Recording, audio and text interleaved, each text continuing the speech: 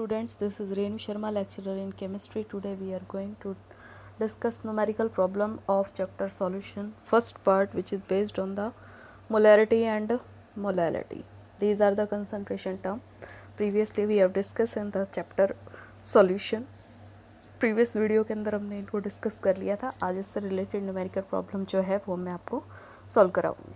चलिए देखते हैं. सबसे पहले कौन कौन से फॉर्मूला जो हैं वो इन न्यूमेरिकल प्रॉब्लम के लिए यूज़ होने वाले हैं वो मैं यहाँ डिस्कस कर रही हूँ. First of all molarity, molarity and mole fraction. तीनों के अंदर जो कॉमन चीज़ यूज़ होने वाली वो है number of moles. Number of moles calculate करने के लिए सिंपल सा फॉर्मूला है गिवन मास बटे में मॉलिक्यूलर मास.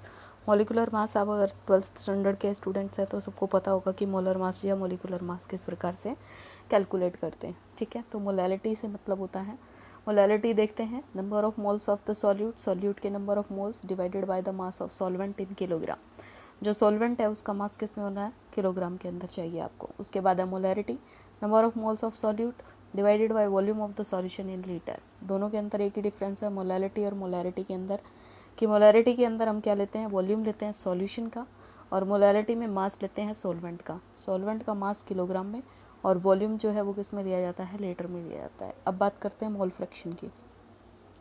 मोल फ्रैक्शन के अंदर जो मेन चीज़ होती है वो नंबर ऑफ मोल्स होते हैं, और कितने कंपोनेंट से मिलकर मिक्सचर बना हुआ है इसके ऊपर डिपेंड करता है मोल फ्रैक्शन. यहाँ पर जो एग्जांपल मैंने लिया है उसमें दो ही कंपोनेंट है, फर्स्ट एंड सेकंड, और N2 जो है वो नंबर ऑफ मोल्स मैंने सॉल्यूट के लिए कंसिडर किया है. यदि मैं मोल फ्रैक्शन सॉल्यूट का निकालती हूँ तो क्या करूँगी, N2 divided by N1 plus N2.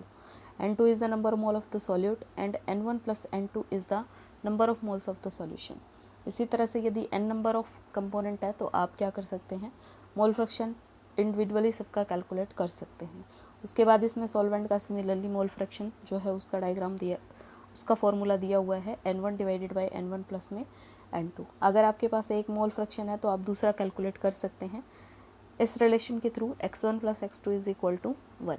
ठीक है, चलिए देखते हैं पहले न्यूमेरिकल. फर्स्ट न्यूमेरिकल जो है वो है calculate the molality and mole fraction of 2.5 gram of ethanoic acid in 75 gram of the benzene. तो 2.5 ग्राम इथेनोइक एसिड है, इट मीन्स इसका जो वेट है वो कम है एज़ कम्पेयर टू बेंजीन. तो यहाँ पर जो सॉल्यूट है वो इथेनोइक एसिड है और जो सॉल्वेंट है वो बेंजीन है. आपको कैलकुलेट क्या करना है, मोलैलिटी और मोल फ्रैक्शन. मोलैलिटी और मोल फ्रैक्शन के लिए आपको क्या चाहिए, नंबर ऑफ मोल्स चाहिए.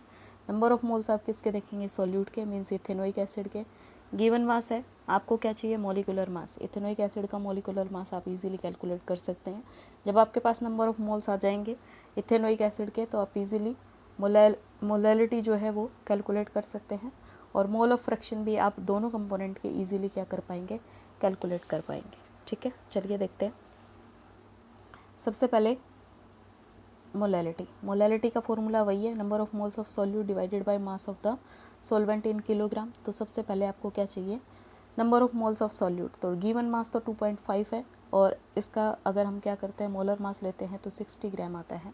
तो गिवन मास बटे में मॉलिक्यूलर मास, जब दोनों कर लेंगे आप बेंजीन इथेनोइक एसिड का 2.5 divided by 60, you will got the number of moles of the benzene ethanoic acid. Ethanoic acid के आपने नंबर ऑफ मोल जो है वो क्या कर लिए, कैलकुलेट कर लिए. तो डिवाइडेड बाय आप क्या करेंगे, मास चाहिए सॉल्वेंट का किलोग्राम में. सॉल्वेंट कितना है, 75 ग्राम है, किलोग्राम के अंदर कन्वर्ट करेंगे तो 75 डिवाइडेड बाय 1000 यू गॉट 0.075. ठीक है, अब क्या करेंगे, मोलैलिटी के फॉर्मूला पुट कर देंगे दोनों वैल्यू. तो नंबर ऑफ मोल्स हमारे पास कितना आया है, 0.0417 डिवाइडेड बाय आपके पास जो वेट है किसका, बेंजीन का, किलोग्राम के अंदर 0.075 किलोग्राम.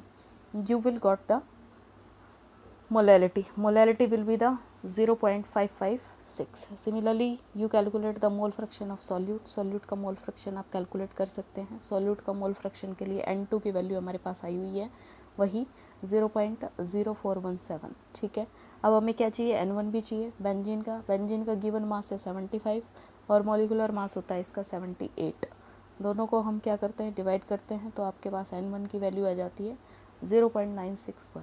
ठीक है, इस इक्वेशन के अंदर आप दोनों वैल्यू को पुट करेंगे तो आपके पास आंसर आएगा 0.0416. N2 की वैल्यू मतलब कि number of moles of the ethanoic acid divided by N1 की value number of moles of the benzene plus my number of mole of the ethanoic acid. You will got the mole fraction of the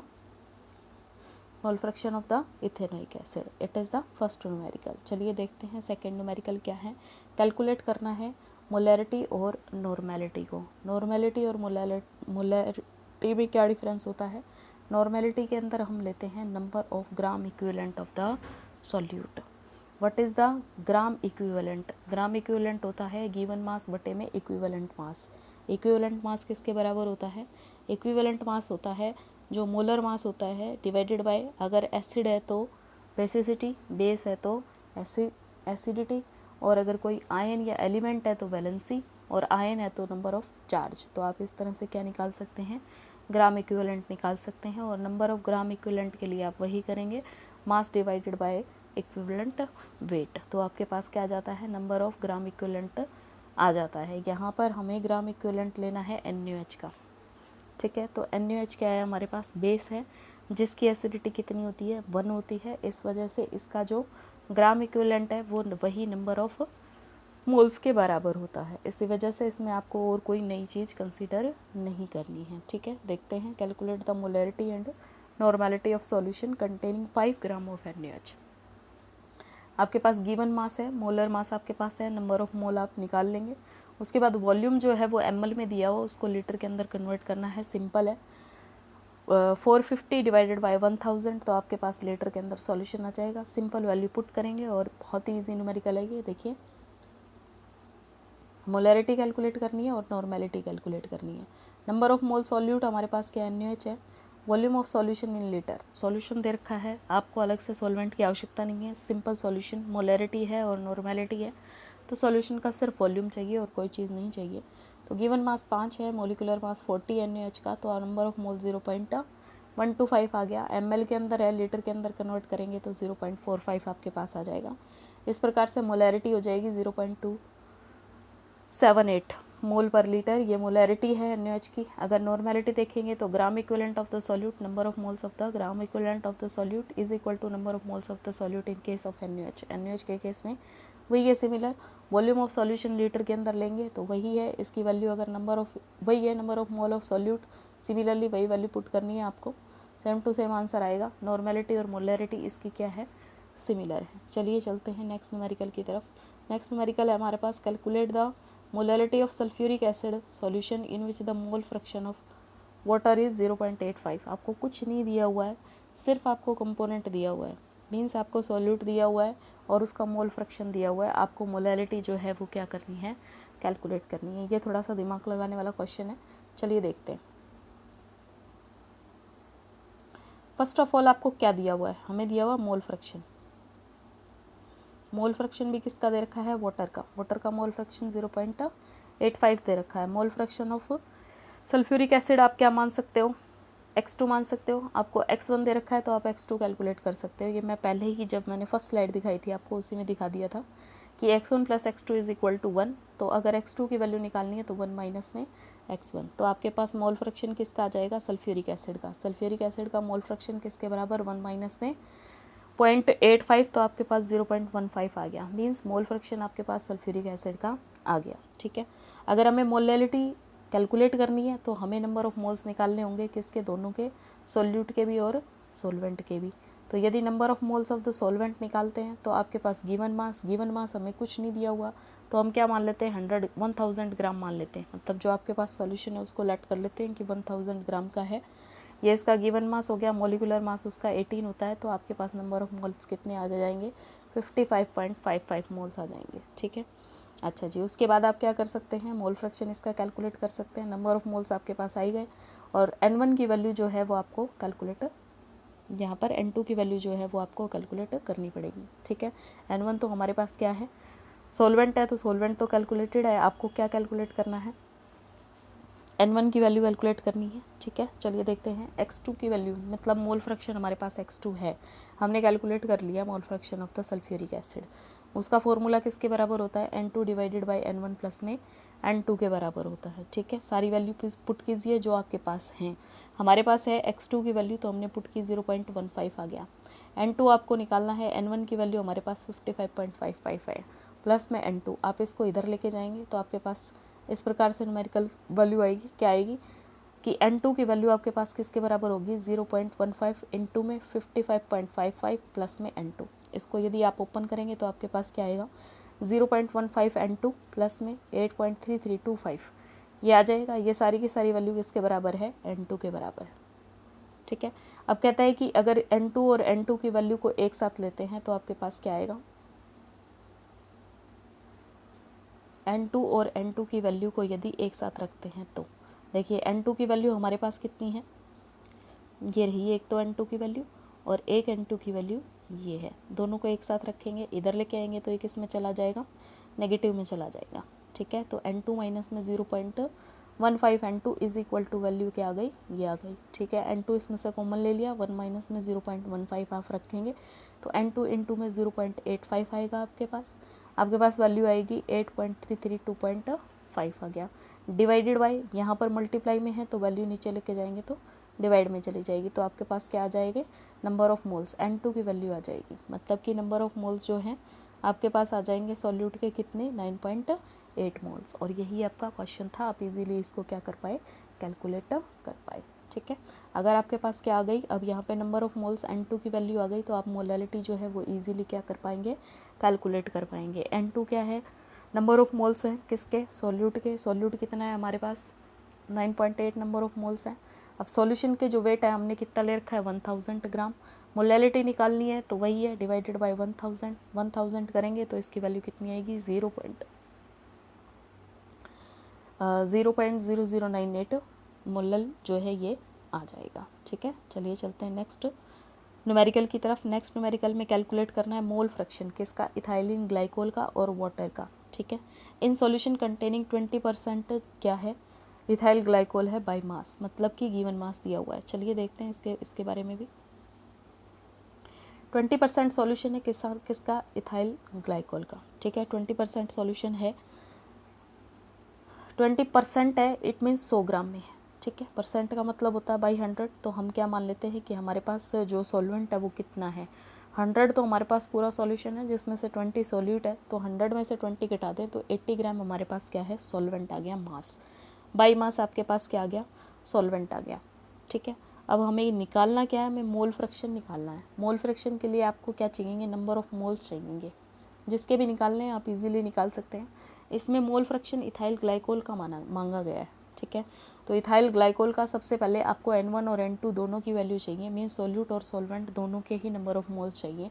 तो number of moles यदि ethyl glycol का given mass उसका कितना है 20, और molecular mass यदि इस value put करके निकालते हैं तो 62 ग्राम आता है। तो divided by 60 you will goat the N2 की वैल्यू आपके पास आ जाएगी 0.322 आ गया। ठीक है, उसके बाद है number of moles of water के लिए गिवन मास 80 है, यहाँ से हमें पता चल गया कि 80 ग्राम है सॉल्वेंट जो है, और उसका मोलर मास आपको पता ही है 18 होता है, तो नंबर ऑफ मोल्स उसके कितने आए 4.44 आए। दोनों की वैल्यू आ गई आपके पास N2 एंड N1। अब आपको मोल फ्रैक्शन किसका निकालना है, X2 निकालना है। आपको X2 निकालना है तो आपको किसका निकालना है, इथाइल ग्लाइकोल का। तो means N2 divided by N1 plus में N2, ये वैल्यू आप पुट करेंगे। N2 की वैल्यू हमारे पास 0.322 है और N1 की वैल्यू 4.44 है। कंसिडर कीजिए आपके पास मोल फ्रैक्शन की वैल्यू कितनी आएगी 0.068 आएगी। चलिए चलते हैं next. Find the molarity and molality of 15% solution of sulphuric acid which density is. देखिए आपको मोलैरिटी और मोलैलिटी दोनों ही निकालनी है। ठीक है, और डेंसिटी दे रखी है। डेंसिटी से आप क्या निकाल सकते हैं, मास और वॉल्यूम। मास बटे वॉल्यूम होता है, तो सिर्फ आपको वॉल्यूम निकालने के लिए डेंसिटी की आवश्यकता पड़ेगी। और वॉल्यूम हमें कहाँ चाहिएगा, मोलैरिटी में चाहिएगा। मोलैलिटी में आपको वॉल्यूम नहीं चाहिए। मोलैलिटी में हमें क्या चाहिए, मास ऑफ सॉल्वेंट चाहिए। 15% सॉल्यूशन है तो मीन्स हमारे पास क्या है 15 ग्राम जो है वो आपके पास क्या होगी, सल्फ्यूरिक एसिड हो गया, और 100 माइनस 15 आपके पास वेट आ गया वाटर का। ठीक है, किलोग्राम के अंदर आप उसको इजीली कैलकुलेट कर सकते हैं। चलिए देखते हैं। फर्स्ट ऑफ ऑल 15% सॉल्यूशन है, 15% है तो मीन्स 100 ग्राम सॉल्यूशन है जिसमें 15 ग्राम तो सल्फ्यूरिक एसिड है और 100 ग्राम हमारे पास क्या है टोटल सॉल्यूशन है। अगर सॉल्वेंट निकालना हो मीन्स वाटर निकालना हो तो 100 माइनस 15 85 ग्राम आपके पास क्या आ जाएगा, वाटर आ जाएगा। अब ग्राम है किलोग्राम के अंदर कन्वर्ट करेंगे किसके लिए, मोलैलिटी निकालने के लिए। Number of mole sulphuric acid given mass हमारे पास 15 ग्राम है, डिवाइडेड बाय इसका मॉलिकुलर मास 98 ग्राम, तो आपके पास क्या आ गए, नंबर ऑफ मोल्स आ गए 0.153 नंबर ऑफ मोल्स आपके इसके पास आ गए। अब कहता है कि किलोग्राम वेट जो है 85 था, डिवाइडेड बाय 1000, तो आपके पास किलोग्राम आया 0.085, ठीक है। तो आपके पास मोलैलिटी कितनी आ गई, 1.8 मोलल आपके पास क्या हो गया, सॉल्यूशन हो गया। उसके बाद मोलैरिटी चाहिए, तो मोलैरिटी चाहिए तो हमें वॉल्यूम चाहिए। वॉल्यूम हम कहाँ से निकालेंगे, डेंसिटी से, ठीक है। मास आपके पास है, divided by density is equal to volume, ठीक है। कैसे कि डेंसिटी की वैल्यू होती है मास अपॉन वॉल्यूम। अगर आपको वॉल्यूम निकालना है तो वॉल्यूम को डेंसिटी की जगह और डेंसिटी को वॉल्यूम की जगह ले आएंगे, तो वॉल्यूम इज इक्वल टू क्या बराबर हो जाएगा, मास बटे में डेंसिटी के बराबर हो जाएगा, ठीक है। इस तरीके से आप इसको निकाल पाएंगे। तो अब देखें कैलकुलेशन किसकी, मोलैरिटी की।